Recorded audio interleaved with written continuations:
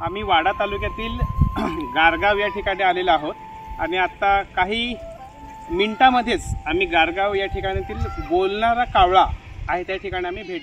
हाय मित्रांनो, मी आहे महेश चौरे. येत्या कालच्या दिवसात आम्ही वाडा येथे गेलो होतो लग्नाला. विष्णू खुराडे आमचे भाऊजी आणि सहजच म्हणाले की आपण गारगाव येथे बोलणारा कावळा यांना थोडीशी भेट देऊया. त्यांना भेट देण्यासाठी निघालो.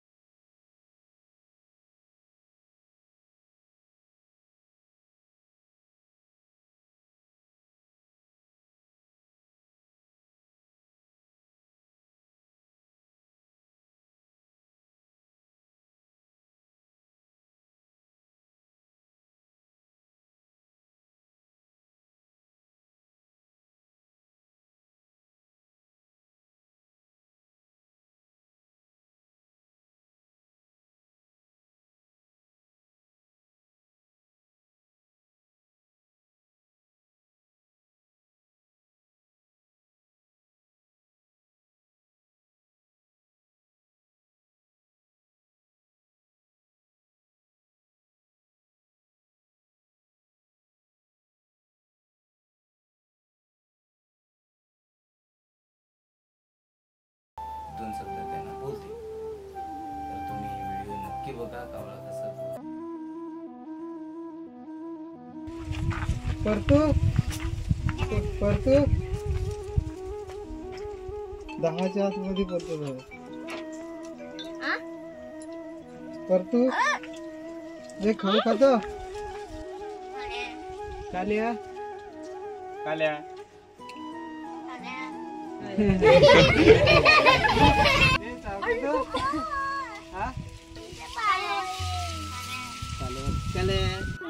परतू कुठे गेला? परतू कुठे गेली? परतू कुठे गेली?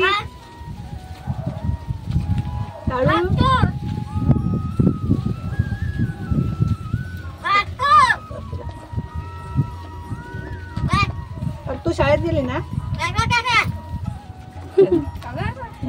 कुठे गारगावला ना? गारगावला शाळेत गेली ना? काय रे काय काय काका आहे? हो येतो. हो काका येतो. बाबू पण येतो. तू जेवायला जातो ना तू? थकलो. बाबू जेवण बनवते तुला. तुला जेवायचं आहे ना? तू खोटा आहेस ना? खोटा आहे? तू खोटा आहे का रे? खोटा बोलतो तू?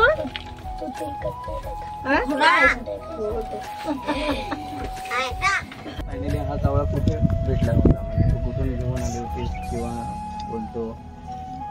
झाडाखाली पडलेला झाडाखाली पडलेला होता. असा किती वर्ष किंवा दिवसांनी तू तो कावळा आणलास घरी? म्हणजे 15 दिवस झाले. इथं पावसाळ्याच्या जून महिन्यामध्ये तो झाडावरनं खाली पडलेला तुला आढळला आणि तेव्हापासून तू घरी घेऊन आलीस. किमान त्याला म्हणजे जन्म देऊन किमान 15 दिवस झाले असतील, बरोबर? आणि 15 दिवसापासून ते आतापर्यंत तू त्याला घरातच ठेवून म्हणजे लहानाचं मोठं केलंस, त्याला तांदूळ भात वगैरे खायला दिलास, बरोबर ना? आणि आता तू जवळजवळ 3 वर्षाचा झाला असेल का? जून महिन्यात 3 वर्ष. आता त्या जून महिन्यामध्ये तिला 3 वर्ष होतील.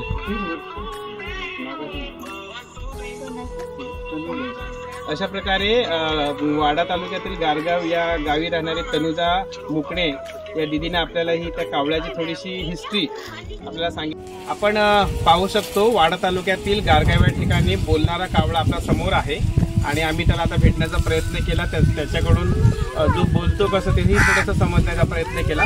परंतु ही वेळ संध्याकाळची वेळ असल्या कारणाने सकाळपासून येणारे पाहुणे त्याला बघण्यासाठी येत असतात आणि त्याच्यामुळे तो थोडासा कंटाळलेला थकलेला सारखा आपल्याला पाहावयास मिळतो आहे. त्याच्यामुळे तो फारसा काय आता बोलत नाही, परंतु तुर्तास खरंच तो माणसाळलेला आहे आणि ह्याच परिसरामध्ये घराजवळ राहतो. अशा पद्धतीचा हा कावळा आहे. इतरांपेक्षा हा वेगळा आहे.